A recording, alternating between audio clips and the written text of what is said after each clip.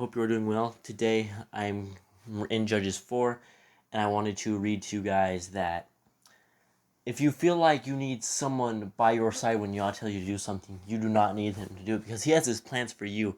And when you do as he says, everything will go correctly. When he says, do this, do as I say, follow my Torah, do this, nothing is going to stop his will from being done. Nothing. Everything that happens is his will being done. His will be done. Even if Satan has a hand in whatever is happening, Yah has his will and it will be done. So, we get in there into Judges 4, verse 1. And the children of Yasharel again did evil in the sight of Yahuwah, when Ehud was dead. And right before this, Joshua died. They all made it to the promised land, and Joshua had died. And then they started, because they did not kill the Canaanites and the Perizzites and all the Nephilim and all the Gentiles, they did not get rid of them. They intermingled with them, and they started serving their other gods and mixing the seed that was holy with the seed that was corrupted. And that upset Yah, so he put them into slavery. Therefore, they had a Benjamite come over, and they killed the king of Ehud. And now when Ehud was dead, they did evil again. So in verse 2 it goes, and Yahuwah sold them into the hand of Yavin, king of Canaan, that reigned in Castor, the captain of whose hosts, Sisera, which dwelt in Katsurath of the other nations. And the children of Yasharel cried unto Eliyahuah, for he had 900 chariots of iron, and 20 years he mightily oppressed the children of Yasharel. And Deborah, a prophetess, the woman of Lapiadoth, she judged Yasharel at the time, and she dwelt under the palm tree of Deborah between Ramah and Bethel in Mount Ephraim.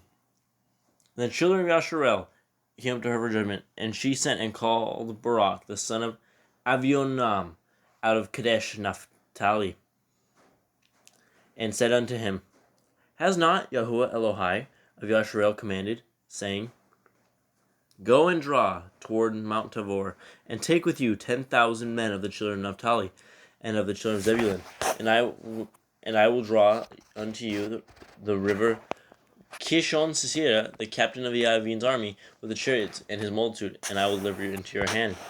And here he says, and Barak said unto her, if you will go with me, then I will go, but if you will not go with me, then I will not go. So this man is told directly from Yahuwah Elohim, you need to do this.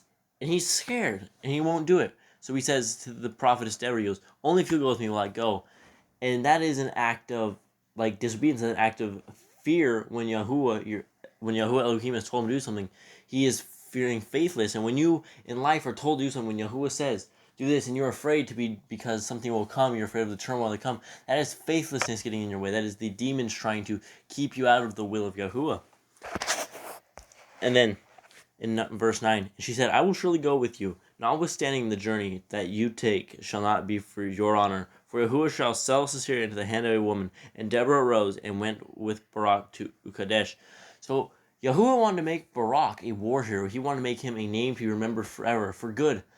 And for this, he was remembered as the person that did not save Yisrael, but a woman saved Yasharel. And that's got to be like a sad thing to hear, right? You were no longer going to be the one that was chosen. And so now it goes in verse 10, and Barak called Zebulun and Naphtali to Kadesh. And these are the tribes, these are not the people themselves, because these were just hundreds of years later.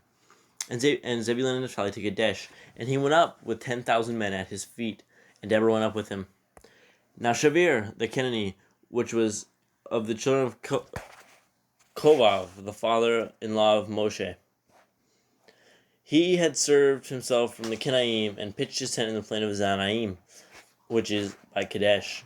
And they showed Sisera that Barak, the son of Avionam, was gone up to Mount Tabor. And Sisera gathered together all his chariots, even 900 chariots of iron, and all the nations were with him, from Katsurath of the other nations unto the river Kishon. And Deborah said unto Barak, up, for this is the day which Yahuwah has delivered Sisera into your hand. Is not Yahuwah gone out before you? And when that means is not Yahuwah gone out before you, is he already not done? Is he already not protecting you? He sent his messengers. He has sent his power to already destroy this. He has his plan set in stone. It's already in motion. And when you have fear, you are stopping those plans from being in motion. The only thing that's stopping his will from being done is you. You are going outside of his will because of your fear, because you're afraid of the things that will happen. So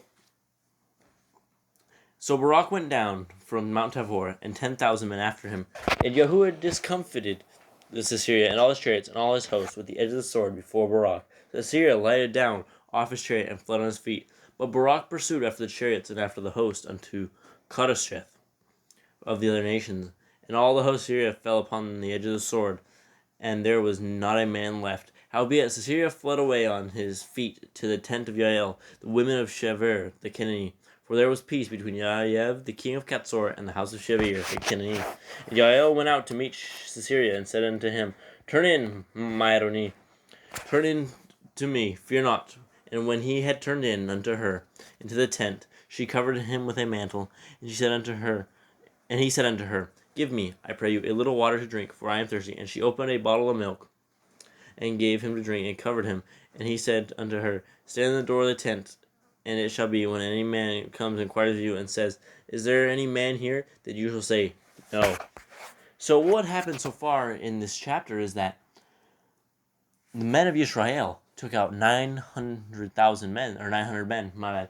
And all these nations came after them, all these people, and it should have been possible for all these people that they were army people, they were ready for war, and these men were probably just enslaved people wanting to go out. But Yahuwah had his plan. He had it set in stone that he's going to save his people. They have served their time, they have served their punishment, they are free to go.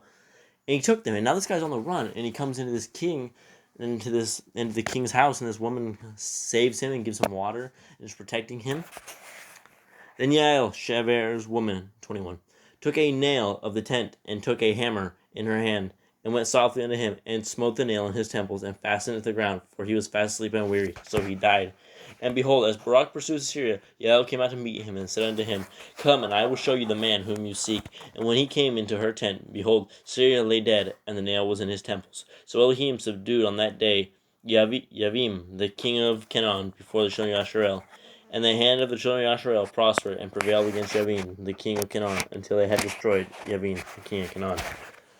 So the moral of the story is, do not be afraid. He says that in Joshua, do not be afraid, for I know the plans that I have for you. And when you are afraid, when you are in fear, you are not progressing the will of the Father that he has for you. He already set up this woman, Yael, that she killed this man, that she finished off the guy that was destroying them, that was oppressing them for 20 years.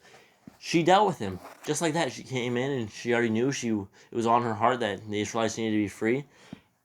And that's Yah's plan. He has things set for you in the right way. When bad things happen, that is his plan. That is his will. You cannot be afraid of these things. So have faith. Be strong in the courage.